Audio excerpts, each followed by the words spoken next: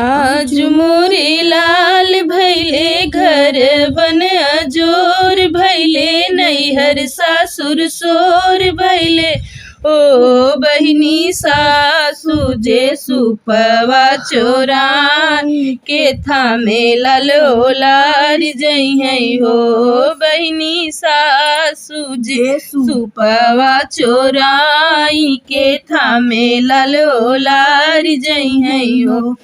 आज मोरे लाल भैले घर बन अजोर भैले नैहर सासुर सोर भैले हो बहिनी सासु जे सुपवा चोराई के थामे लालो लार जइहे हो बहिनी सासु जे सुपवा चोराई के थामे लालो लार जइहे हो।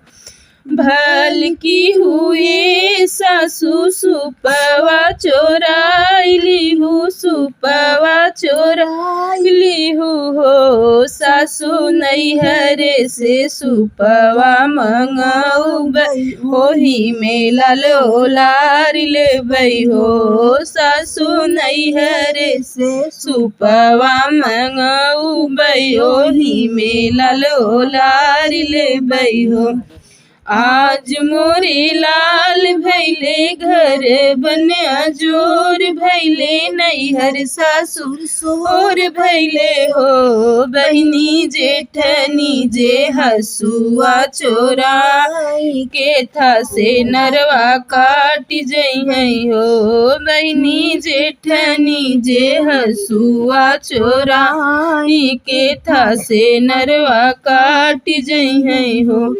भल की हुई जेठनी हसुआ चोराइली हूँ हसुआ चोराइली हूँ जेठनी नैहरे से हसुआ मंगाऊ वही से नरवा काट लेबै हो जेठनी नैहरे से हसुआ चोराऊ मंगाऊ बयोही से नरवा काट लेबै हो।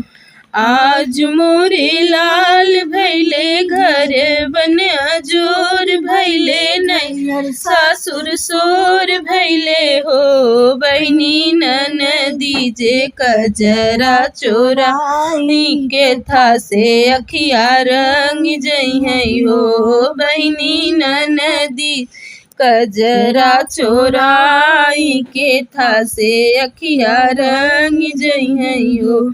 भल की हुई ननदी कजरा चोराइली हूँ कजरा चोराइली हूँ हो बहिनी नैहरे से कजरा मंगाऊ वही से अखिया रंग लेबै हो ननदी नैहरे से कजरा मंगाऊ वही से अखिया रंग लेबै हो।